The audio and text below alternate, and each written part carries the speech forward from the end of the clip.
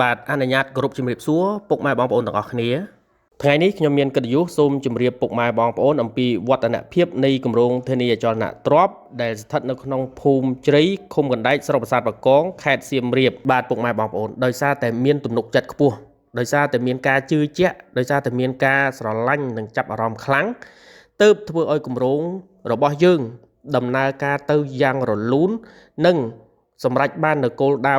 ជាចម្បងនៅការសាងសង់ក៏ដូចជាបង្កើននូវគុណភាពនៃសំណង់បរិយាកាសនៃការរស់នៅចំពោះពុកម៉ែបងប្អូនដែលជាអតិថិជនដែលបានទិញផ្ទះកន្លងមកសកម្មភាពនៃការសាងសង់ទាំងនេះបានបញ្ជាក់អំពីតម្រូវការខ្ពស់អំពីអតិថិជនដែលមានភាពជឿជាក់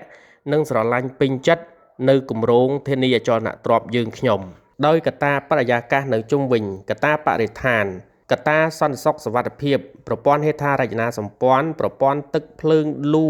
ជាដើមឡាក់ជំរុញឲ្យគម្រោងបង្កើននៅតម្រូវការខ្ពស់ពីសំណាក់អតិថិជនដែលមានភាពជឿជាក់និងចង់បានទីតាំងដែលនៅជិតបង្កើយនៃក្រុងសៀមរាបបាទពុកម៉ែបងប្អូនសូមជម្រាបថាចំនួនផ្ទះមានកំណត់ពុកម៉ែបងប្អូនដែលមានចំណាប់អារម្មណ៍សូមមេត្តាធ្វើការទំនាក់ទំនងតាមរយៈក្រុមការងារយើងខ្ញុំដូចលេខទូរស័ព្ទនិង Telegram ខាងក្រោមសូមអរគុណ